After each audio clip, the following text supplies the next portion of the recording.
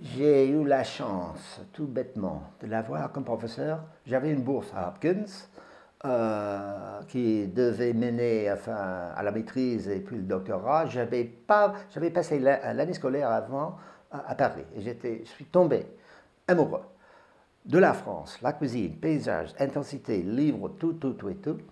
Mais je ne pensais pas devenir professeur de français.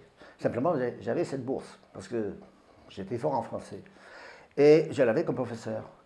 Et j'avais toujours aimé enfin, la littérature, surtout le roman Dostoevsky, les grands romanciers anglais, Austen, Eliot et les Russes. Dostoevsky était mon favori. Et je suis dans ces cours et je me suis rendu compte, mais voilà pourquoi j'adore la littérature, tout simplement. Je veux dire qu'il me donne raison. Il donne raison à ma passion pour la littérature. Et je me suis dit, alors ça vaut la carrière. Et j'en ai fait carrière depuis. Mais j'insiste que moi, c'était par hasard. J'étais là, il était là toujours. S'il n'était pas là, j'aurais fait la maîtrise et puis passé à l'école de droit, par exemple, faire autre chose dans les affaires. Et je tiens à ajouter que j'admire beaucoup plus des gens comme Jean-Michel Hougoullion et enfin énormément d'autres pour qui ils ont exercé un choix intellectuel. Je veux dire que je parle toujours de ce modèle. Il y a, disons, dans les 6, 7, 8, 9 livres à la cheminée, dont Gérard, et on les lit tous, mais on se dit, alors là, n'est-ce pas, ça va durer. Ça, c'est simple, clair et vrai. Et voilà, ce que j'admire, c'est qu'ils ont exercé ce choix intelligent. Moi, je ne l'ai pas exercé. J'étais là, j'étais convaincu et persuadé et quasiment converti à une carrière que je ne pensais pas vraiment poursuivre.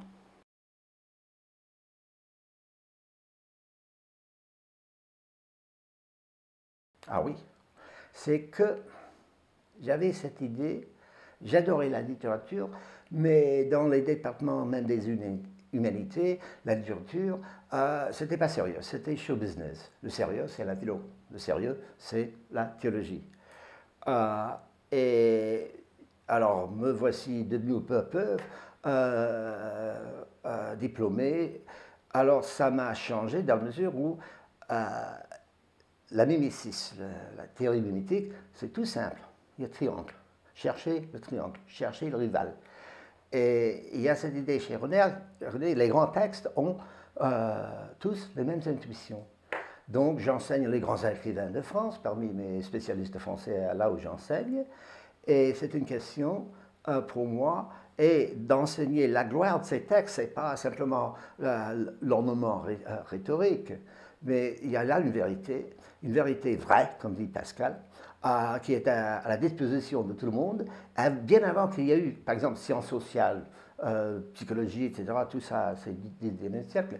Mais qu'est-ce qui a changé, c'est que je trouve toujours d'autres textes. Plus, disons, je travaille sur cette théorie, sur ce modèle, je trouve encore d'autres grands écrivains américains, français, allemands, scandinaves, russes, etc.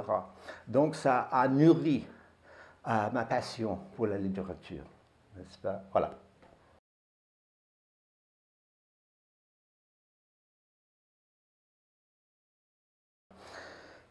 J'avais toujours en tête, depuis très longtemps, cette idée. J'avais lu un livre d'un mec qui était en prison. Ce livre était assez connu d'ailleurs, Soul on Ice. Et il racontait des leçons qu'il suivait en prison. Il était vraiment énergisé et enthousiasmé. À un moment donné, il dit voilà, le budget, il a simplement mis fin à cela. Mais quel dommage. Et puis, d'autres influences, j'ai un ami qui est juge. Et c'est lui qui a lu un appel composé par le prisonnier lui-même, où c'était clair que c'était lui, le prisonnier innocent. N'est-ce pas? Et il était bien fier que c'était lui, n'est-ce pas, qui a dû, mais non, n'est-ce pas, il faut relâcher ce prisonnier sur le champ. Euh, il y a autre chose. Euh, Là, je suis en demi-retraite. Et je me dis que la retraite, ça ne doit pas. Enfin, si je vais prendre ma retraite, j'ai des collègues qui vont continuer jusqu'au bout, etc. Puis, non. Ma vie en retraite doit avoir une autre forme. Mais j'ai la passion d'enseigner. J'adore enseigner. Ça se voit, n'est-ce pas? Précisément, je suis excité. Donc, où enseigner? Parmi nos adolescents qui se prennent pour des étudiants au niveau supérieur, non, c'est trop frustrant. Ils sont trop, enfin, disons, accros aux gadgets, etc. Et voici, j'ai cherché, passé une année à l'Internet pour trouver des moyens d'enseigner en prison. Rien trouvé, par hasard. J'étais à une réunion de Gérardien d'ailleurs, pas loin de ma maison, et on se disait comment tu as passé l'été dernier. Ritz, mon ami, il m'a dit, ah là, on a renfloué le programme de creative writing dans la prison où j'enseigne, que j'avais enseigné pendant 10 ans. Alors je l'ai saisi, n'est-ce pas? Alors, je suis ton disciple, je te suis, etc. Je l'ai suivi pendant un an pour disons, m'habituer à ces conditions grotesques. Et puis alors, il y a 3 ans de ça, j'enseigne 2 cours. Et j'espère que quand je suis totalement en retraite, j'aurai 3 cours à enseigner. Car eux, les détenus, ils n'ont pas mieux à faire. Ils lisent tout. Disons, ils s'excitent avec les idées. C'est-à-dire, ils sont passionnés. Ils prennent les idées au sérieux parce qu'il n'y a rien de plus sérieux, n'est-ce pas, qu'être en taule. Donc, c'est un groupe d'étudiants qui me passionne. Je rentre chaque fois que je quitte la prison, je rentre, c'est loin de la maison d'ailleurs, c'est une centaine de kilomètres en voiture. Et j'ai la tête pleine d'autres choses, n'est-ce pas, à dire pour la prochaine fois, etc. Donc c'est une continuation de mon enseignement à l'université avec, disons, un public qui est au rendez-vous de mon enthousiasme. Voilà.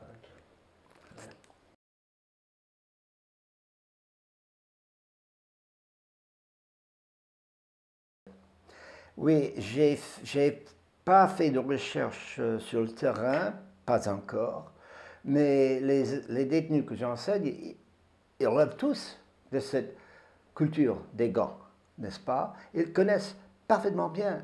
Et d'ailleurs, ils comprennent parfaitement, dès le départ, la théorie mimétique. Qu'est-ce qu'ils ont fait? Ils ont suivi de mauvais modèles. Parce que dans ces quartiers défavorisés, il n'y a que de mauvaises nouvelles. Oui, oui, le seul trafic, c'est le drogue.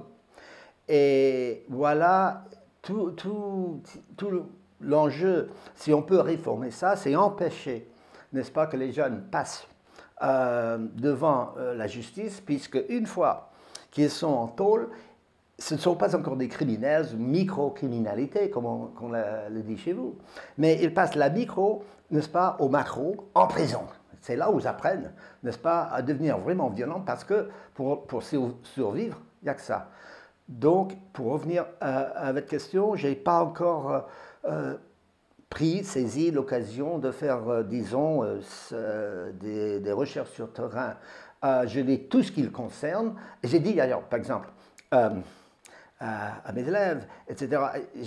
Je ne parle pas de leur expérience. Nous sommes là pour parler littérature. Je ne suis pas ni pour les convertir, réformer, etc. Mais ils parlent de leur expérience.